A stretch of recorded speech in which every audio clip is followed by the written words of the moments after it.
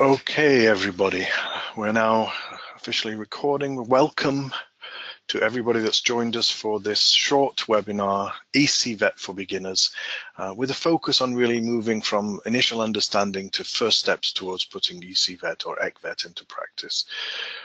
Throughout this webinar, you will hear me say ECVET and ECVET. I haven't really worked out which ones of those I prefer, but ultimately they are the same thing.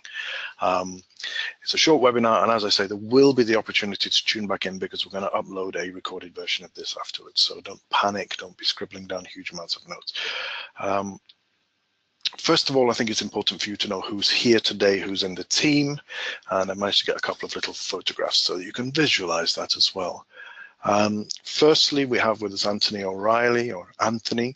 He's a development officer at the SCQF Partnership and a member of the UK ECVET expert team who get involved in promoting and trying to create greater understanding of ECVET across the United Kingdom.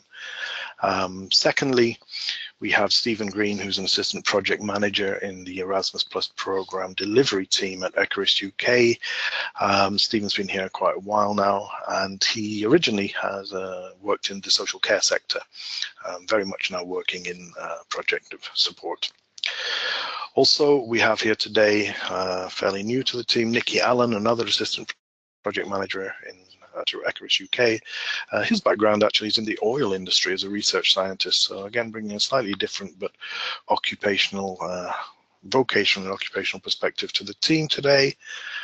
And last but not least, myself, Paul Guest, 30 years in education training and guidance, very much working on issues around learning recognition, skills recognition, and including issues such around tools such as ECVET and qualifications frameworks. That's the little team we have here today to help deliver this short webinar on ECVET.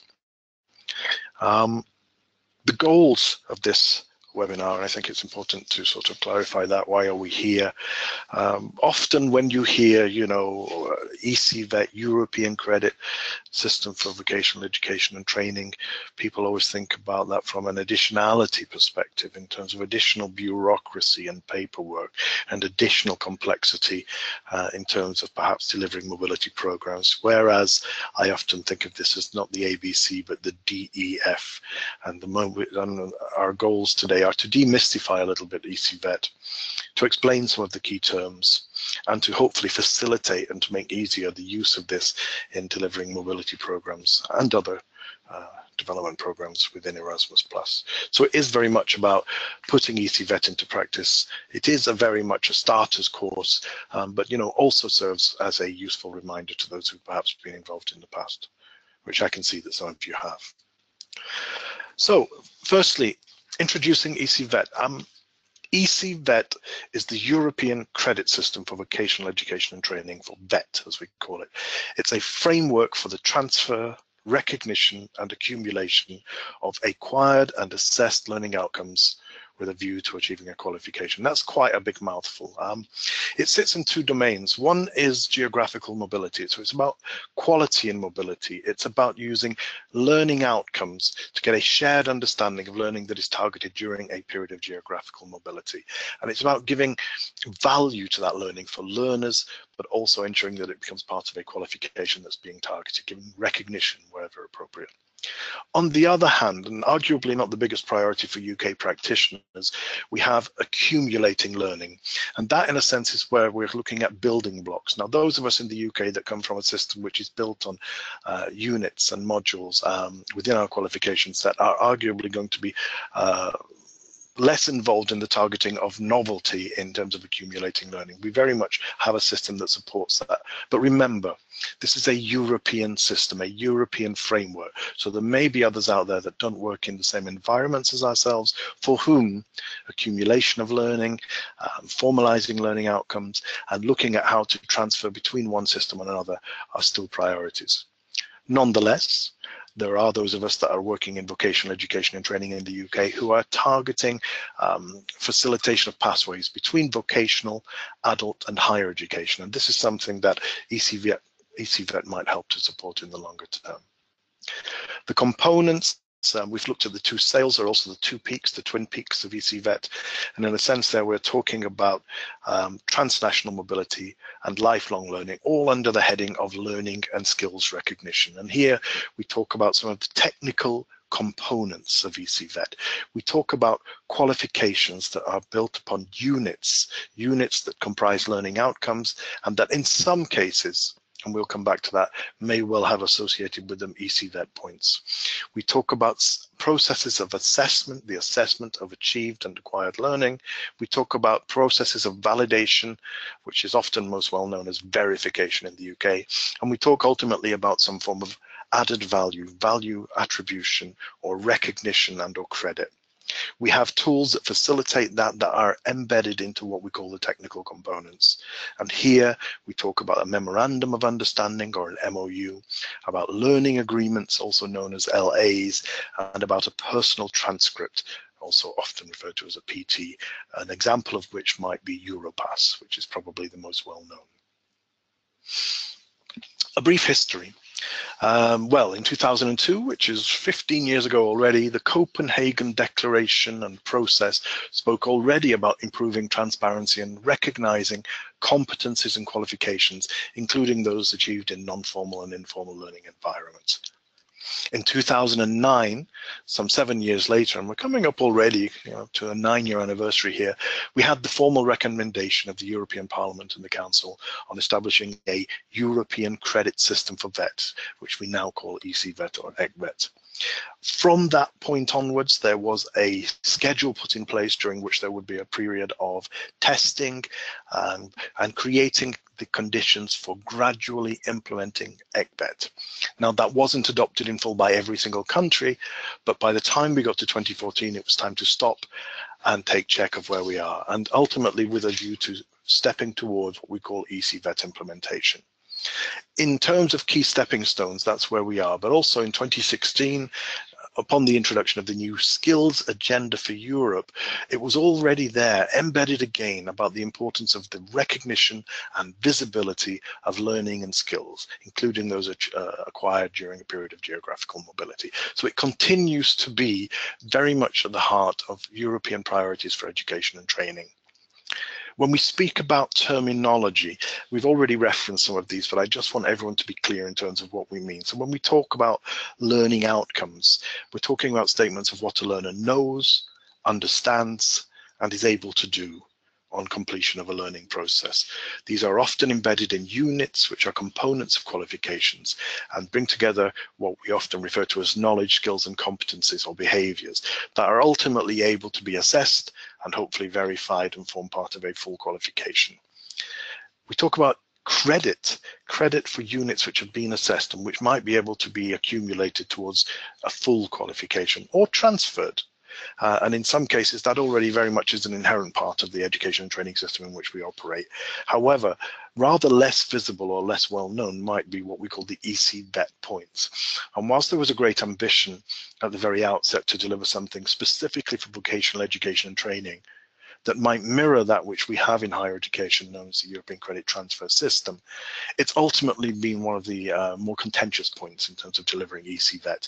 And often now we hear less and less reference to ECVET points or ECVET credits, which might be a numerical representation of the weight of learning outcomes and units within a qualification. And we talk more about recognition and validation per se, with a view to achieving value or credit that the individual is aware of. So those things, are very much at the heart of what we're talking about. Now, we talked earlier, if we just click back a little, you'll see in that show that we talked about create the conditions for gradual implementation of ECVET. And CEDEFOP did go along the lines of looking at what those conditions would be and ensuring that we had a single vision and common understanding. And therefore we talked about the necessary conditions and measures so that in accordance with national legislation and practice, and on the basis of testing and trialing, it would be possible for ECVET to be gradually and ultimately applied to VET qualifications at all levels. And as I say, in 2012, CEDEFOP broke those down into 15 conditions and 6 headings, which I think we should all look at in terms of perhaps introducing ECVET as an element of our day-to-day work. Under argumentation, the orange box, we talk about the rationale and the objectives. What are we going to do and why are we doing that? And that's always quite important when we're thinking about institutional change. And obviously we also talk about the added value. Why should we change? What are the benefits of doing that? And that's the argumentation from an institutional development perspective. Not only do we present the arguments for change, we have to secure that commitment. And here we need a signal at institutional level in terms of commitment to change. We need to communicate and inform our various stakeholders in terms of what we're doing, in terms of introducing ECVET, and we need to secure interest and support amongst colleagues. And that's quite important at the commitment level. As we then move to capacity building, we're talking about making sure that everybody is aware of the legislative and regulatory framework in which we're operating. So very much the twin peaks or the two sails. What is it that we're trying to achieve through this? The building of learning and recognition and transfer and accumulation of learning and skills. It's also about understanding the remits of the different VET stakeholders, the different VET stakeholders, because obviously, especially when working across borders, there are different areas of responsibility in terms of developing and delivering qualifications and awarding qualifications that need to be brought forth in those discussions when you're talking about building capacity within and beyond your own institution. And of course, securing an allocation of resources. That might be time bound or it could be resource and development resource bound. So in other words, either getting somebody to commit to allowing somebody to work on this specifically, or perhaps looking at a development project through which it might be taken forward. And that could be resources that come from a European development project or something that you initiate yourself. In terms of understanding qualifications, obviously, as we start to sort of dissect the core parts of ECVET and we start to think about learning and skills recognition, we do expect that people are familiar with some of the core concepts, and therefore we talk about building understanding. And here we need people to be familiar with national qualifications frameworks, and that's perhaps no longer as simple as it could be, because in some countries you have a single framework, whereas in the UK we have multiple frameworks. We also need people to be familiar with the learning outcomes approach, not just the definition, but actually how that is interpreted in terms of the qualifications, courses and programs that you deliver within your own institutions. And that's quite important. So people really need to be able to isolate specific learning outcomes and become familiar with those, because that will help the implementation. It's one of the necessary conditions.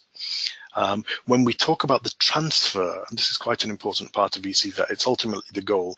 It's about getting learning outcomes that are embedded in units that form a part of a qualification. It's about having mechanisms and practices in place that allow the assessment of learning outcomes, and it's having roles attributed to different actors to allow this to happen. And ultimately, it's about then affording some value to that learning. And that in some cases and in some countries might be seen as extra credit, whereas in others it could be simply about the delivery of a specific part of a qualification beyond institutional and national borders. And then when we think about cross-border cooperation, which is ultimately a core part of ECVET, with the first word being European, we have to think about the characteristics of mobility. Is this cross-region? Is this cross-border? Is this across the seas? Who are our international partners? How are we going to work with them? And how do we secure not only the commitment, but the understanding of the two systems or three systems, depending on whether we're working bilaterally or multilaterally. So that really is the really big overview of what the necessary conditions are. It's the argumentation, the commitment, the capacity building. It's the understanding of qualifications amongst those actors that are involved. It's ensuring the transfer of achieved and acquired learning. And of course, it's about having that sort of cross-border collaboration, which is very important. Okay, time for a quick poll. Just occasionally, I want to ask a couple of questions just to see if you're all still listening. The first poll, of course, centers on the question, are you already using ECVET in terms of what I've already described? So you're going to get asked to vote on this, and I'll give you a few seconds to do so.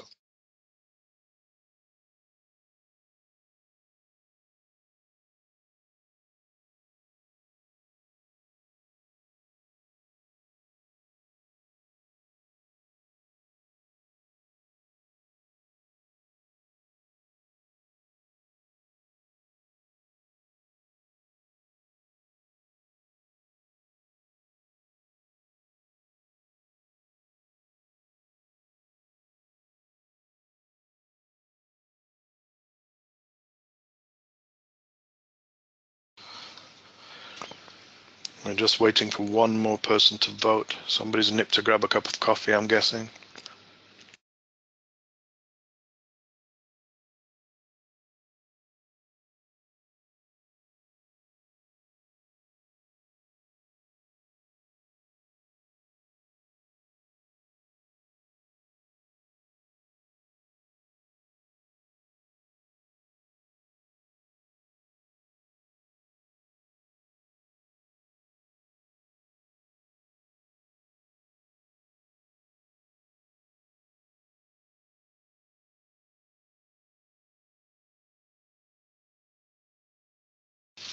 Okay, guys, it seems you could see the results before me. 17% of you think you are, 83% of you think you're not, and at least there's no lack of understanding because you're fairly able to make that decision. Okay, that's very interesting.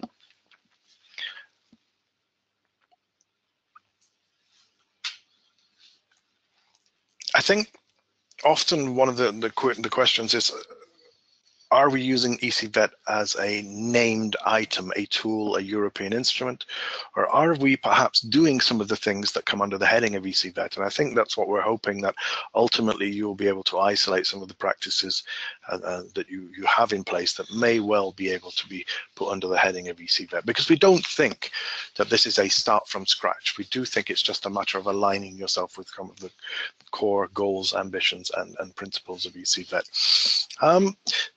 Having looked at the history and looked at what it comprises, we perhaps should consider where ECVET is used. So in 2015, in monitoring the use of ECVET in different European countries, it was concluded that there were three main groups of countries. So the first group was countries that have credit systems that are compatible with ECVET. The second group was countries that are working towards ECVET compatibility, or that are testing the use of one or more of those different technical components. And obviously, if there are those that are definite yes and those that are working towards, there are those that have at this stage no real evidence of systems level alignment with ECVET. So there are three groups of countries. And if we look at that in terms of what those countries were, remember, countries are changing, but this was a fixed place in 2015. It covered the European Union, EEA, and EFTA countries. And there you can see, unsurprisingly, based upon the fact that we have a unit-based system that is also incorporating learning outcomes, that we are quite happily within Group 1 alongside Belgium, Estonia, Finland, France, and others. But there are Groups 2A and 2B, and obviously also the group which has perhaps the least alignment with ECVET at the point of this study. Now, this is quite important, however, for you to consider when you're building your partnerships, because the language that you use may well be easy if you're talking between, let's say, Finland, Malta, and Scotland, but that might be less easy and something that you may need to consider in terms of systemic differences when you're talking to partners perhaps in Hungary, in Slovakia, or in Germany. So it's just interesting to think about where it is most prolific, where it's most well understood and used. And that sometimes does come down to that sort of building blocks nature in terms of delivering education and training. Now, when we think about the wider European picture, it's also important to think about ECVET and our ambitions for delivery here in the UK. Now, there is no sort of direct mandate, increasingly so, in terms of ECVET implementation across the different countries. It's actually down to what we call the Open Method of Coordination, or the OMC, which is a voluntary process that is covered by an EU recommendation. So the 2009 recommendation spoke of ultimate ambition and key steps. I show you again the sort of European level timeline and goals. But when considering that against ambitions for ECVET in the UK, it's important to keep in mind that, well, actually, we already have units, learning outcomes, and credit systems in place within our national qualification and credit frameworks, that we've already referenced our national qualifications frameworks at European level so that we can perhaps use that as a translation tool across borders. So we're looking at level 5 in our country and what that might mean elsewhere, for example, that we already have a focus on facilitating learning recognition for those involved in geographic mobility. And to be honest, this is perhaps the largest part of what we are targeting through ECVET here in the UK. So in other words, we are not looking to revisit or revise existing qualifications, frameworks, existing policies, practices, and systems in terms of qualifications, development, and delivery. But we are looking at using ECVET with a view to facilitating the recognition of learning that takes place as part of a period of geographical mobility. And it's also important to add that there are a number of organizations that have come together to work on what we call the European Tools and Instruments under the heading of a UK coordination group. And here, people that are working on ECVET for quality assurance in VET, or ECVET for credit transfer and accumulation, or perhaps on the European qualifications framework and its alignment, they all come together with a view to saying, okay, how can we be more complementary, more synergetic? So that's really the ambition for the UK, as I say, with a distinct focus on mobility. Now, we're thinking about mobility, it's important to see the big picture. And this is quite an old slide, but one that I think that is definitely worth using. We talk about those building blocks, and here what we're seeing is that there may well be the 3 bricks on the right that may well be learning outcomes that have been achieved by a learner that has gone to the Netherlands within a VET institution or a company, and brings back those learning outcomes that have not only been acquired or achieved, but there's been some form of assessment by somebody on site that says, okay, actually you've achieved the required level of learning, and they come back, and those 3 bricks then come back to the left-hand side of the screen and form a part of a UK VET program, course, or qualification. And here we would expect that some of the processes that take place are validation or verification to make sure that the required processes have been followed, the required documentation has been produced that allows this to be incorporated. And this, of course, has to meet existing national and institutional requirements. We're not creating something new here. We're trying to align ourselves with the expectations of ECVET, but also of the delivering institution. In terms of recognition, of course, that is something that has to follow, again, institutional practices. And in terms of accumulation, this has to follow standards, national standards in terms of unit-based and how that might be used in terms of achieving a full or part qualification.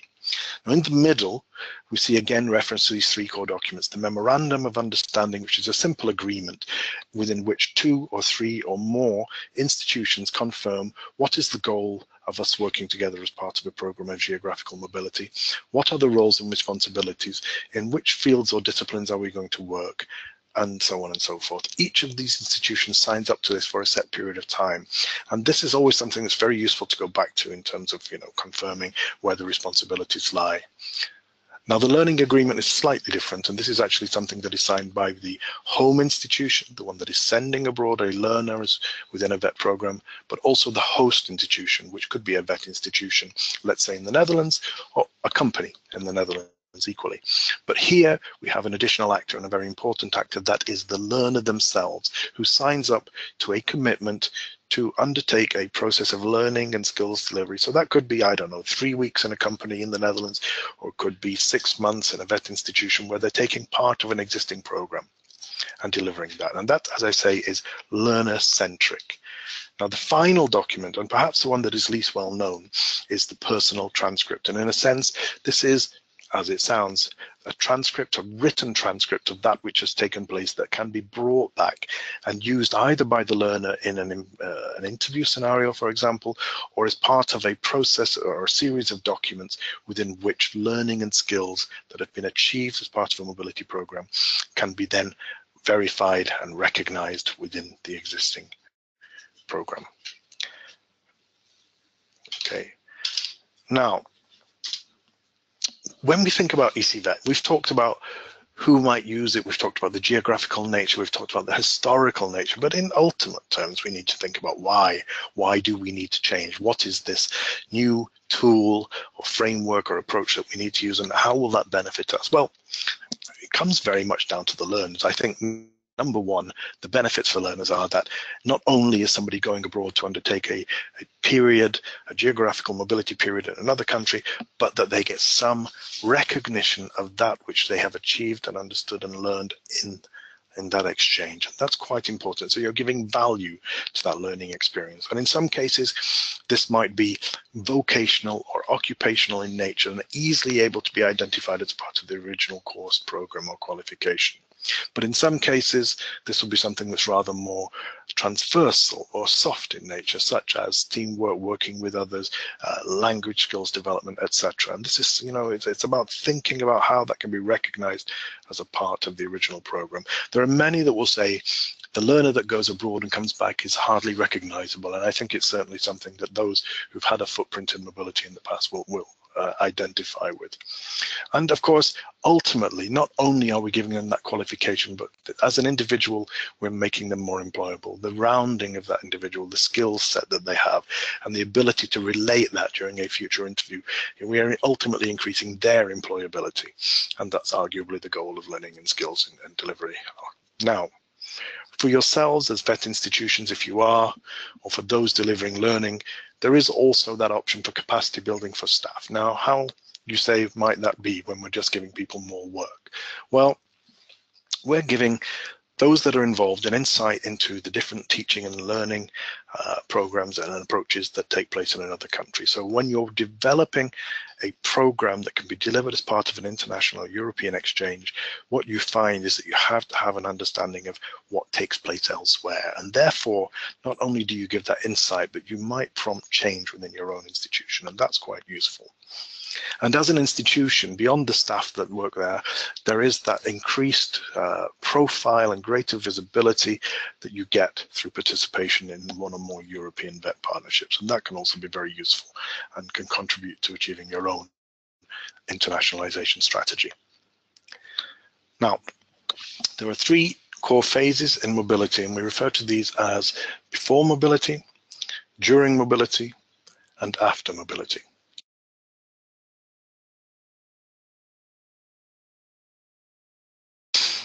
Under the heading of before mobility, and keeping in mind what we've already said, it's about building that partnership of organizations and institutions with whom you want to work. It's about preparing a memorandum of understanding and documenting in detail and having signed up to the roles and responsibilities that may enable mobility program to be delivered.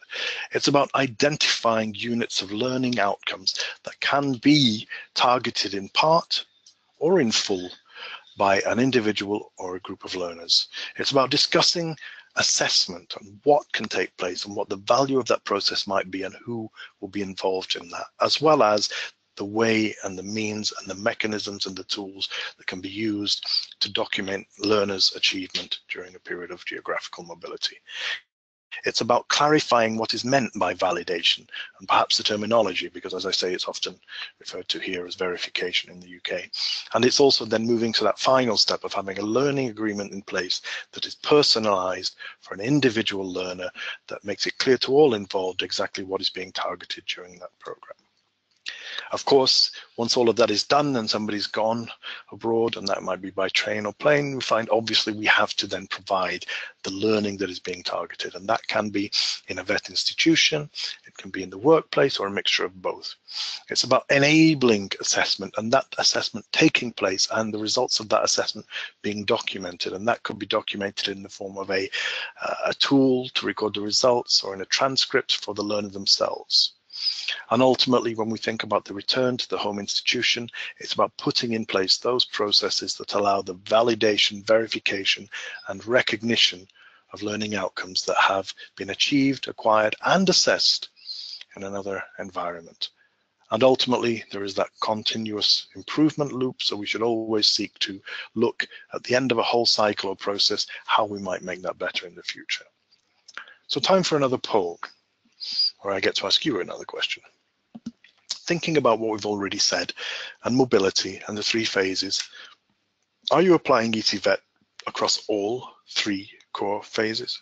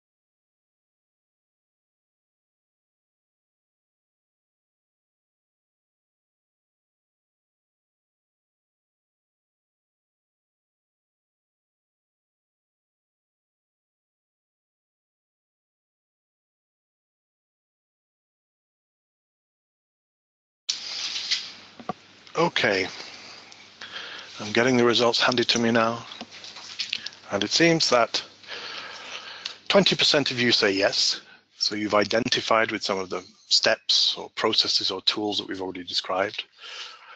60% of you say no, you find what I'm talking about as an alien language perhaps, or you're certainly not sure that you're implementing them at least. And 20% of you are unsure in the sense that maybe or maybe not, I'm waiting till we get to the very end, and that's fine. That's a fairly good balance.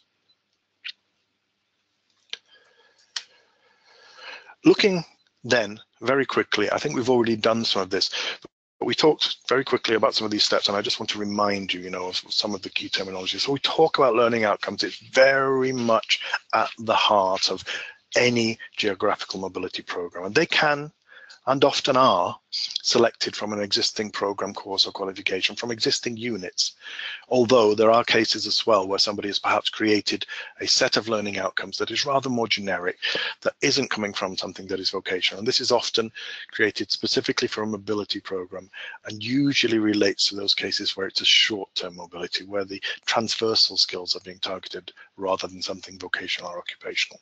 But there are some key points to remember, and this you will find written in many, many documents. This is not new to us, but they have to be written in the future tense. Will be able to, will know, think about it in that sense. It have to be written in a language that learners can understand. Remember, we're going to use these in a learning agreement that is signed by an individual learner. They have to be able to understand that and relate that to what they are doing.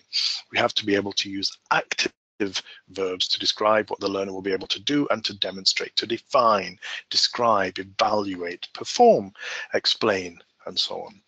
And of course, we avoid using verbs where the meaning is a little bit ambiguous, where it's hard in a sense to be able to assess. So we'll understand, we'll listen, we'll learn. All learning outcomes must be achievable as a result of a learning activity. So it's about relating tasks to outcomes.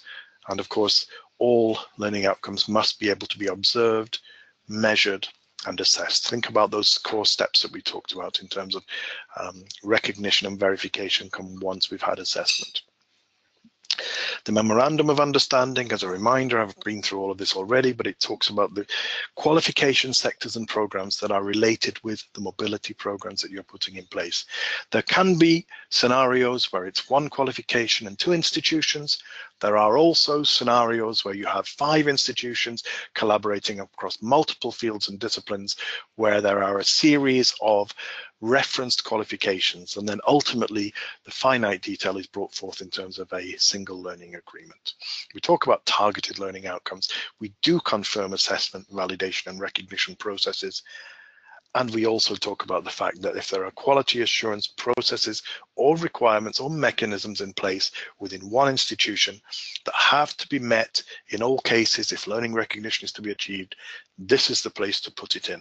This is the place to get the sign up. If you don't get that sign up at this point, it's difficult to sort of insist upon later. From the learning agreement perspective, again, going into a little bit more detail, it talks about a specific mobility period.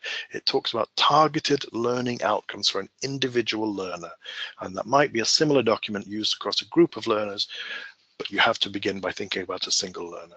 It talks about planned assessment mechanisms. When will this take place? Who will do it? What is involved and what will be the result of that process? And it confirms who does what, when, where, and how, and that's quite important. And of course, if there is an evidentiary need, then we need to start to list this here. So if the learner has to gather evidence, they need to be aware of that. If the assessor has to produce evidence, this needs to be clearly stated here. And that is obviously quite important in terms of ensuring recognition within the home institution. During mobility, not a huge lot of novelty here. We're talking about assessing learning outcomes. Existing tools, methods, and approaches can be used.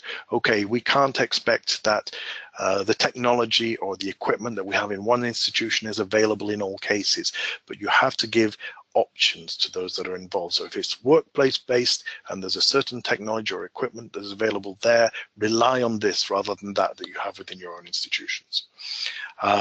If there are specific assessment requirements that need to be met and signed off by one or more actors, this is where you need to make it very clear. And also you need to think about how you're going to ensure that this has happened from your evidentiary profile. You also need to think about the feasibility of assessment. There's no point going to a small or medium-sized company and saying, okay guys, every day at 9 a.m. I expect you to talk to the learner about this, that, and the other, if the company has other expectations or simply other priorities. So you have to be able to align this in terms of the realistic nature of what you want to achieve. And of course, talk about the appropriateness of the different methods, tools, and approaches. Again, don't insist upon things that perhaps the technology or the equipment doesn't exist. Recording the assessment results is very, very important. There is a requirement for those receiving European funding to have some form of record or personal transcript. Mostly we have leaned on or relied on Europass Mobility in the past, and the variety of models that I have seen and also the different level of data that is incorporated, it really is vast. But what I would suggest is, think about the learning outcomes, think about how many of those have been assessed and confirmed as being achieved, and try and relate that back somehow. But you keep the language fairly simple. Think about who the user of this document might be in the long term, because, for example, a learner might be sitting in an interview 2 years down the line and might need to be able to use this to relate to a future employer how the learning that has taken place and what they've achieved during this, and it's quite important. If there's a need for additional documentation, think about what that might be and give examples. So an assessment grid, need for a written assessment, or whether the learner themselves have to build a portfolio. And don't be afraid of new technology, but make sure that that technology is allowed and is a part of your own delivery of a program. So for example, I've heard recently of apps and videos being used for learners to record in their daily diaries. Absolutely fine, but make sure that can be used upon the return. After mobility, we've talked about those key steps. I have tried to stress that different terms mean different things perhaps in different environments. So we talk about, on the top row here, the European level understanding, and then on the bottom row, I've tried to translate that into what we mean here in the UK. So validation is the process by which the sending institution, the home institution, confirms that the assessment that has taken place is very much in line with their own needs and expectations. And that's a European level definition. But if we look at that from a UK definition, it really is what we call internal verification, making sure that all of the processes and mechanisms, tools and documents are signed off that allow internal verification, that are a requirement of that. When we look at recognition at European level, this is a more formal process allowing the inclusion of assessed learning outcomes as part of, or in addition to, extra credit perhaps, an existing learning program or qualification. And when we look at that translated to a UK perspective, this is often making sure that you're meeting the requirements of external verification. So they're really just the steps in which you're finding the ultimate value or credit of the learning that has taken place as a part of mobility. But we're really talking about, ensuring the needs of internal and external verification are met, and ensuring that the documentation and the requirements for the program are also brought forth. Now, we talked earlier about the different steps, and I asked you to consider whether you felt that you were already using ECVET and also applying ECVET across the 3 core phases. And I would ask you often to look at the different steps for recognizing mobility. So where we are now, where you've asked you to very quickly reflect on what you're doing, reflect on current practice, but you should do that when you get back to your own institutional environment and think about, okay, well, actually, we have a partnership agreement. It's really just a matter of, do we call that a memorandum of understanding? Is there a need to perhaps adapt that? And as you start moving up, well, we have an agreement where we tell the learners what's going to happen. Maybe we just need to adapt that to make sure it meets the expectations of what a learning agreement should incorporate. Learning delivery and assessment, okay, well, this already happens, so why wouldn't we tick off that box? And maybe the personal transcript is something that we need to introduce or add, ensuring that there is a formal process that allows then ultimately validation, verification, and so on, and recognition. And so really it's about aligning perhaps what you already do or your ambitions for delivery of a new mobility program with these different steps and with the sort of definitions that we've given. We've talked a little bit about ECVET and Erasmus+. We've referenced some of you who might be getting European funding for the delivery of programs of mobility, and it's just to remind you where that sits overall. So basically there are 3 key actions within the Erasmus Plus program, and if we work from the bottom up, policy reform is key action 3, Innovation and the exchange of good practices and small development partnerships there are key action 2. And key action 1 centers on the mobility of individuals. And that can be learners, but also can be staff. And that can be short-term mobility, but also longer duration mobility, which we will hear increasing reference to. And thinking about it, it's quite important to keep in mind that if you're delivering 2 weeks, you may be able to say that transversal learning is sufficient. But as we move down the line to something that might be 3 or 4 months, can we ever envisage a scenario where somebody can take that long out of their existing program without taking some of that program with them and having that learning in another environment, having that assessed and bringing that back? Otherwise, it would be simply a matter of perhaps having to restart. So think about that, especially those that are going down the avenue of longer duration mobility. We often refer to other European tools and instruments centered on the domain of learning and skills recognition. ECVET is just one of those. I'm not going to go into any great depth, but I did want to refer very quickly to the European Qualifications Framework, a translation tool that allows you to speak the similar language to your partners in other countries, because you can stand there and start talking about SCQF, or the Scottish Credit and Qualifications Framework Level 5, but does your partner really understand what that means in terms of finding the right level of learning for your visiting learners? So it's about having a translation tool, and the EQF is very useful in being able to say, well, that would be European Qualifications Level X, and they will go, I totally understand what you mean, and I translate that back. Europass we've already referred to. It's actually a series of tools that includes the European CV, the language passport, and a European skills passport per se, which includes within it a breakdown, for example, of higher education and vocational qualifications known as the diploma and certificate supplement, but also, and more importantly, what we call Europass mobility. And this is that personal transcript of learning that has taken place for VET and others as part of a period of geographical mobility. ECVET, in short, is a cycle of quality assurance that can be applied to vocational education and training, and it very much applies also to mobility, and it's quite important to be able to reflect on that. ESCO is a kind of lexicon of useful terms for those who are involved in developing qualifications. And so if you're involved in perhaps putting together a new unit or module, this is something that you would definitely have in place. And the mobility scoreboard is a self-assessment by different European countries in terms of where they are in terms of assuring quality within mobility. Okay, this has taken a little longer, but we're almost at the end, guys. So I just wanted to remind you of additional resources and support. The ECVET Mobility Toolkit continues to exist. The URL or the website address is at the bottom of the page, www.ecvet-toolkit.eu, and there you will find a little bit more detail on some of the things we've talked about today, introducing ECVET, talking about the key stages before, during, after, under the heading of ECVET Toolkit, and also giving you access to some of those templates, some of which are actually completed. So rather than just having an empty form, you might be able to get an example of what one looks like when data has been added. The ECVET expert team, of which Anthony and I are here today to represent. Here we are charged, in a sense, with raising awareness and promoting ECVET, developing information and guidance resources, and increasingly we'll be looking at making these short and bite-sized, providing support to those who want to take it one step further, hosting and participating in different events, and also working with our colleagues in other countries to identify and share good or interesting practice relating to the use of ECVET. There are currently 4 ECVET national coordination points across the UK, one in each of the 4 jurisdictions, and additional information is accessible at the bottom URL, where the Erasmus Plus agency tells you how you might make use of ECVET. As I say, this is a webinar, one of a number of webinars that are being targeted here in 2017. A couple of events have taken place across the UK as well.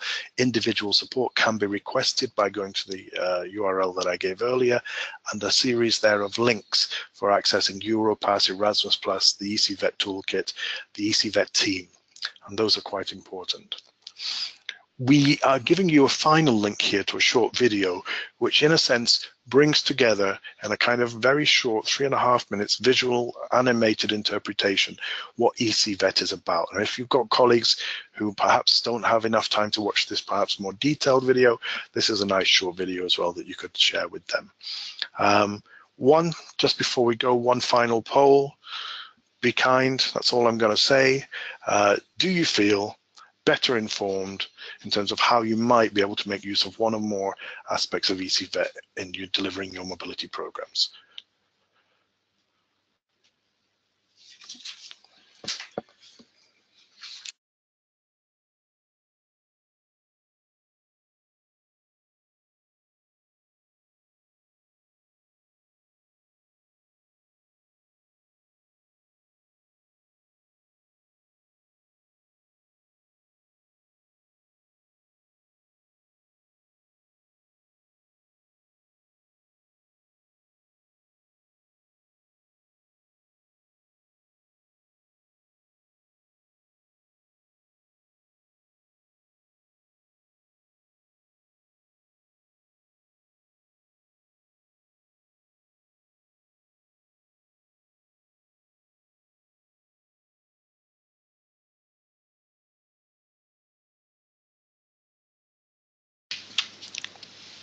Thank you very much, guys. It does show that there was a purpose for my being today, that 100% yes, that means you found a little bit of what we said today very useful. As I've said, remember, there are additional resources. There'll be events coming up.